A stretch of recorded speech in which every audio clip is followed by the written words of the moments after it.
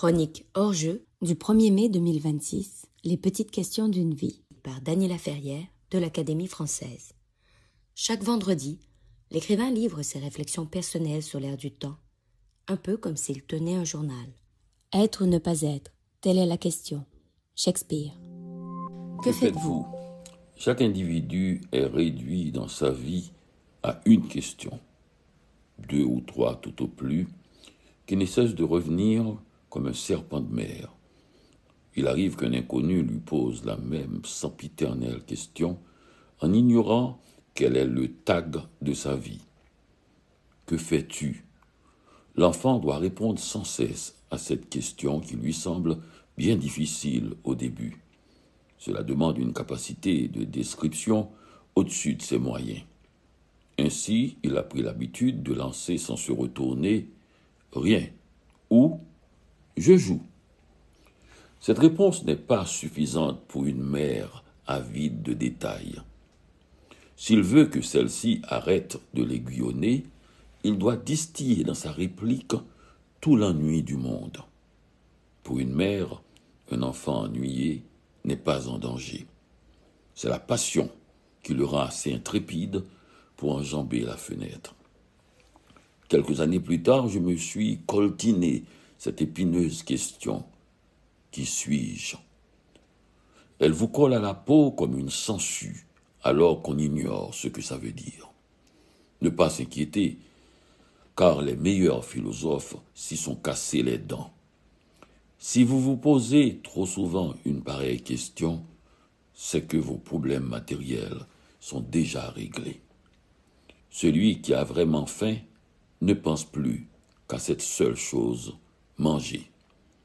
La faim a encore gagné du terrain dans les quartiers pauvres de la ville. S'il vous arrive de n'avoir rien à manger, et c'est récurrent, on doit marcher des kilomètres pour trouver quelqu'un capable de vous offrir un plat chaud. La faim avale l'asphalte. D'où venez-vous? En quittant son pays, on ignore qu'on aura à faire face à une question qui détermine notre nouvelle condition. L'officier d'immigration triture depuis un moment mon passeport quand il finit par me demander d'où je venais.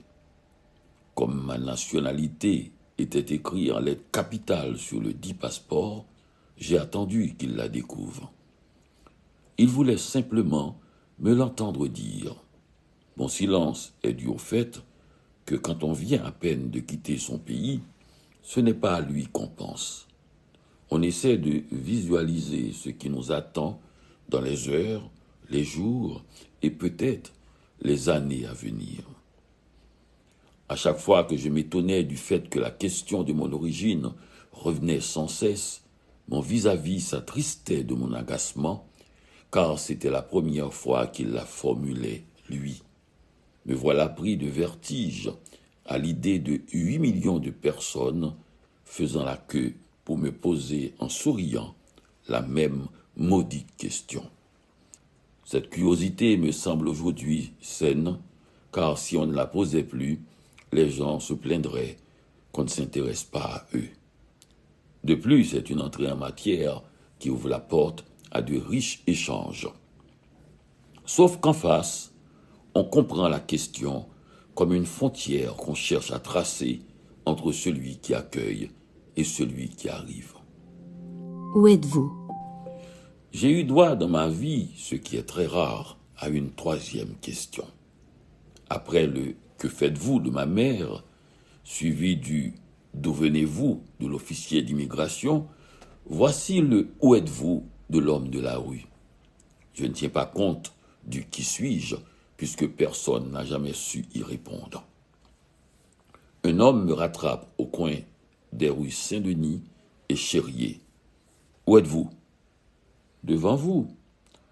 Il secoue la tête avant de préciser.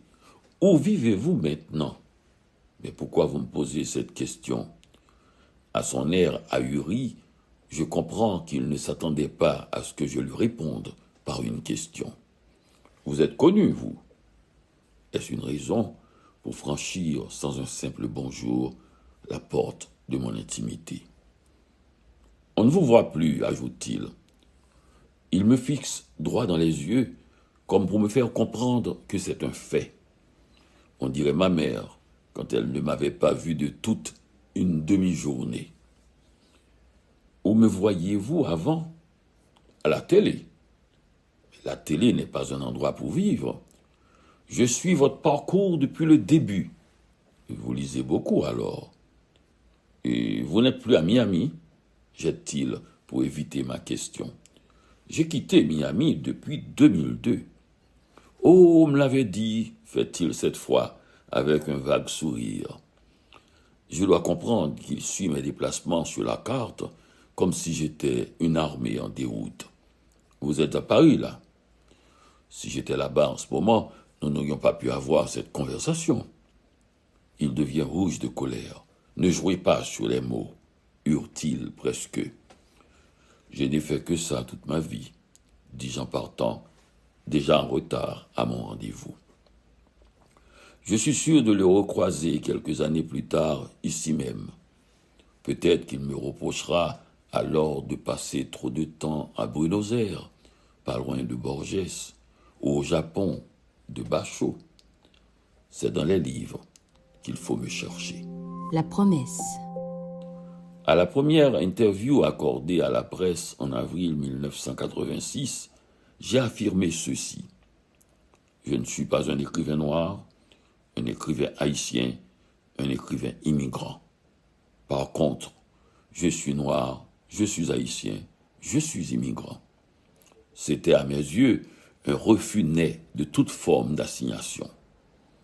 Plus loin dans la même interview, j'ai ajouté « Le plus important, c'est d'écrire, de devenir un écrivain de telle manière que les questions de couleur, de race, d'origine ne se posent plus. » J'ai tenu ma promesse contre tous ceux qui veulent réduire la littérature à une simple question des origines. Le titre de l'article étant « Je veux m'emparer du monde ». Un pied de nez à tous ceux qui voudraient me confiner dans un lieu unique. Il paraît qu'enfant, ma mère avait de la difficulté à me garder à la maison, même durant un couvre-feu. De retour à Port-au-Prince, après une absence d'une dizaine d'années, je ne cessais de m'excuser, tandis que ma mère souriait en me caressant la main. J'ai toujours su que tu avais les pieds poudrés, murmure-t-elle. Les pieds de ceux qui sont souvent sur la route, mais qui reviennent finalement au bercail. Cela fait un demi-siècle que je vagabonde dans le monde.